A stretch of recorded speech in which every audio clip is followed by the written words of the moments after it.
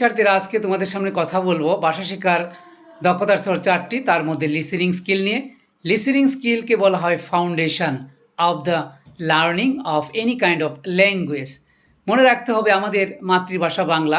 আমরা জন্মের পরে যখন ভাষা শিখতে শুরু করি তার প্রাথমিক স্টেজই ছিল কিন্তু কি লিসেনিং, অর্থাৎ আমরা মায়ের কাছ থেকে, বাবার কাছ থেকে, দাদার কাছ থেকে, দাদির কাছ থেকে, নানার কাছ থেকে, নানির কাছ থেকে, খালা, চাচা, ফুফু এবং আমার চারপাশের যারা আপনজন রয়েছে তাদের কাছ থেকে শুনেই কিন্তু কি আমার মাতৃভাষা আমি শিখেছি।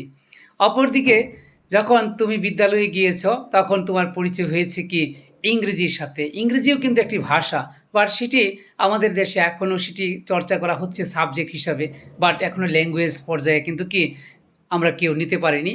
সুতরাং তুমি যদি ইংরেজিতে দক্ষ হতে চাও, এখন থেকেই কম বেশি তুমি কি লিসেনিং করো, অর্থাৎ শোনো। ধন্যবাদ।